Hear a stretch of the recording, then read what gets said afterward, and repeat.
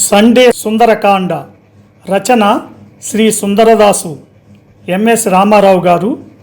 ట్రాక్పై గానం గాన కళారత్న శ్రీ వెంపటి సత్యనారాయణ తెనాలి. వ్యాఖ్యానం విశ్లేషణ సహజ కవి డాక్టర్ అయినాల మల్లేశ్వరరావు తెనాలి.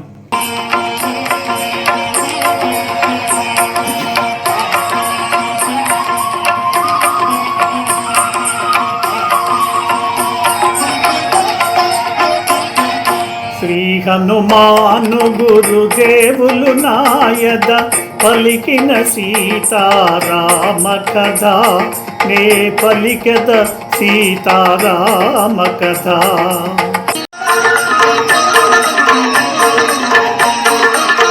అందరూ కలసి అయోధ్యకు చేరి ఆనందముగా సుఖించెదరని సీతారామ పట్టాభిషేకము కనుల పండువుగా జరిగి తీరునని ఎన్నో రీతుల సీతామాతకు ధైర్యము గొలిపినే మరలి వచ్చితిని.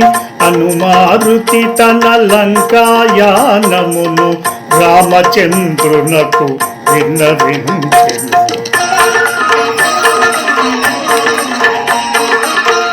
ఆనందముతో అశ్రులు జారగ సీతామాత నన్ను దీవించగా పదముల వ్రాలినే పయనమైతిని.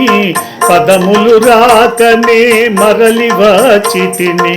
ఒప్పలేదు కాని ఎప్పుడో తల్లిని భుజముల నిడుకొని కొనురాకుందున అని మారుతి తన లంకాయానమును రామచంద్రునకు విన్నవించెను.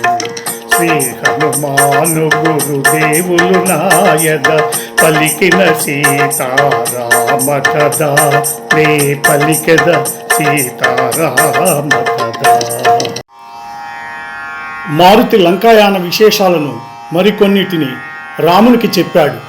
రావణవధానంతరం అందరూ కలిసి అయోధ్యకు చేరతారని, ఆనందంగా సుఖంగా జీవిస్తారని, సీతారామ పట్టాభిషేకం కన్నుల పండుగగా జరిగి తీరునని, ఇంకా ఎన్నెన్నో మాటలను సీతమ్మకు ధైర్యం కొలిపేలా చెప్పి వచ్చాను ప్రభు అని మారుతి చెప్పాడు. ఇంకా తన మాటలను కొనసాగిస్తూ తన కన్నుల ఆనంద భాష్పాలతో నిండగా సీతామాత నన్ను దీవించింది. ఆమె పాదాలకు నమస్కరించి నేను తిరిగి ప్రయాణమయ్యాను. నాకు నోట మాటలు రాలేదు ప్రభు అన్నాడు మారుతి. సీతామాత ఒప్పుకోలేదు గాని ఎప్పుడో తల్లిని భుజముల మీద ఎక్కించుకొని తీసుకొని వచ్చి ఉండేవాడను అని మారుతి తన లంకాయానమును గురించి శ్రీరామచంద్రునకు సవినయముగా విన్నవించెను. ఈ ప్రోగ్రాంపై మీ యొక్క అభిప్రాయాన్ని లైక్ చేసి కామెంట్ రూపంలో తెలియజేయండి.